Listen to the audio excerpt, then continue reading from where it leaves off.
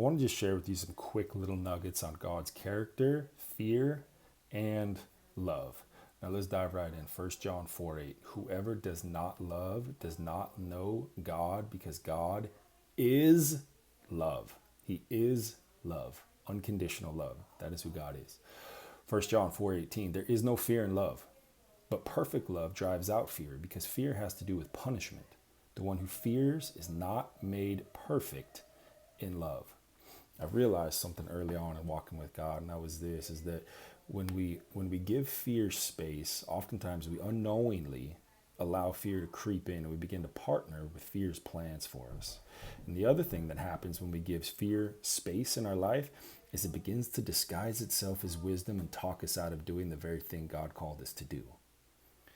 Listen, in 1 Samuel 16, God calls the prophet of Israel, who is Samuel, to go to Jesse's house and prophesy over the next king of Israel. And we know that was King David. He said, go to Jesse's house, and I'll indicate to you which one. So he tells him to go, okay? This is how Saul responds. How can I go? If Saul hears about it, he will kill me. The first thing he responds with is fear. It's the very first thing, okay? We might say, well, that's legitimate. What is that? That's fear disguising itself as wisdom.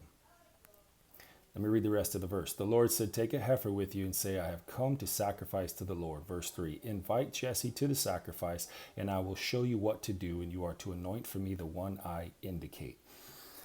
Did you catch that?